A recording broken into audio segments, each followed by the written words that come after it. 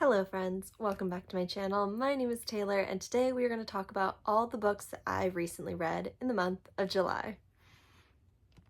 So your girl's back on her game. We're reading more than one thing a month. We're proud of ourselves and we're in it. We're out and about reading books. So let's talk about what I read this month. We can start with my book club pick of the month. I am part of a book club with some groups of friends. We meet probably every month, every other month.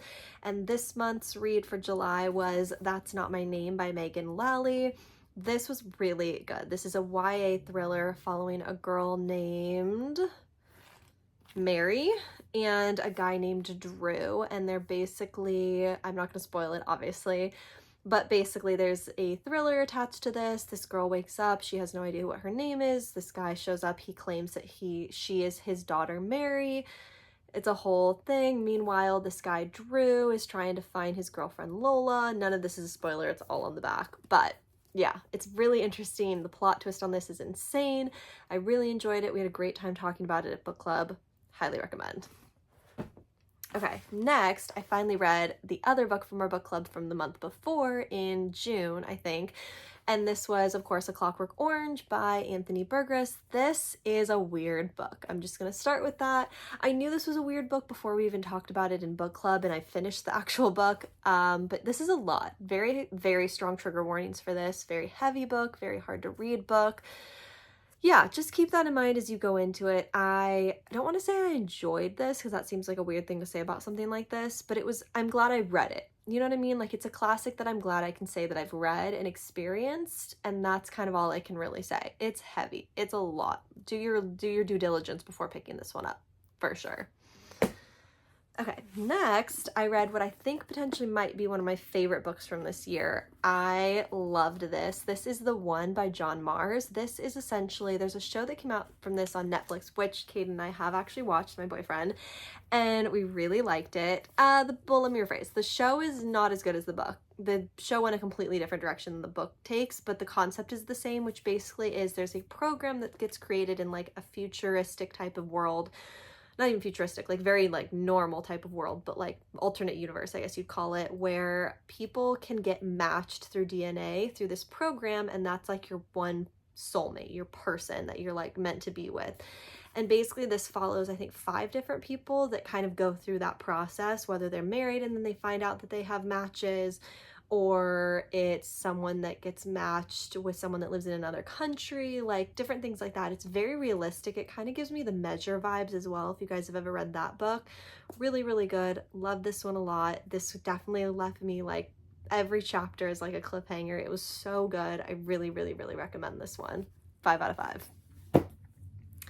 Then, again, I'm cranking off the books that I've been having on my shelves for such a long time. If you guys know, there's quite a few books around me that I've been trying to get off my shelves that I've had for forever.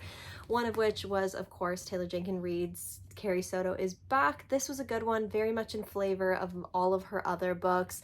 This one I will say wasn't my absolute favorite, but I enjoyed it enough to keep going with it. If you love tennis, definitely pick this one up. 10 out of 10 would recommend. Really enjoyed it, thought it was really good. Again, very much the same sound, taste, and flavor of Carrie Soto's other books. Again, wasn't my favorite, but I did really enjoy it, and definitely think if you love Taylor Jenkins Reid, you should pick this one up. Okay, now let's talk about a couple graphic novels that I'd read to kind of just fill out the month. None of these were like incredible, but again, I picked them up from the library. They were fine. Both of which, these were both, I think, 3 or 4 stars. Salt Magic was significantly better. This is by Hope Larson and Rebecca Mock. This basically follows a girl whose brother comes back from war, and a witch essentially puts a curse on her family, and she has to try and break the curse. It was cute. I liked it. The characters were quirky. I enjoyed it, but wasn't like my ultimate favorite, but overall it was really cute. I think I'd give this one like a 4 out of 5 stars. One that I did not like, and I would say I gave like a 1 or a 2 stars, The Daughters of Y by M.T. Anderson. This one basically follows 2 sisters. Their mother was magic, their father was a human. And a lot of this was just kind of dark and weird and kind of creepy and like just not my favorite per se. There was a lot of like interesting parts of this that I was not a fan of. Overall, I thought it was good. The art is beautiful inside of it, but yeah, definitely not my favorite by any means. Okay, then let's talk about Reynard's Tale by Ben Hatke. This is essentially kind of a, how would you explain this? Like, it's a comic, but it's not. It's very like short, like writing with really beautiful illustrations in it. It basically follows like you're kind of dropped into this world of like a fox that's clearly kind of had its battles. It kind of gives almost a flavor of like Bookshops and Bone Dust, like Travis Belfry, like kind of books. Baldry kind of books, like kind of after the adventure has been done, where are these characters at now, kind of follows that same sort of tale. I think this is originally a short story that's been reimagined. Yeah, Reynard the Fox. It's like a medieval type of story. I liked it. I kind of felt like I wish I knew more about this before reading it, because it kind of felt like I was dropped in a world where I didn't know what was going on and kind of expected to know all these characters in the story. So I enjoyed it, but wasn't my favorite, but is a really cute, really, really quick read. Okay, and last but not least, I read Clue. This is by, I actually don't know who this is by. This is basically a story play on, oh, it's written by Paul Aller. This is basically a play on, of course, the famous board game Clue. Has all of the common characters, the twist, the mystery. I enjoyed this. The main character is, of course, the butler, who kind of does a lot of like tongue-in-cheek, like speaking to the audience type of storylines, where he's definitely like bringing you in. I wish this ended differently. I definitely feel like I got lost in the storyline of this, and the twists of it were a little confusing to follow. So I wish I would learned more about, I wish they would have built this out a little bit more, basically. Like, I feel like the storyline was good, I enjoyed it, but it wasn't my absolute favorite, so I think I ended up giving this one 3 stars. But overall, if you liked the board game as a kid, Clue, it's a good one to read and catch up on. And of course, graphic novel, it's a quick read.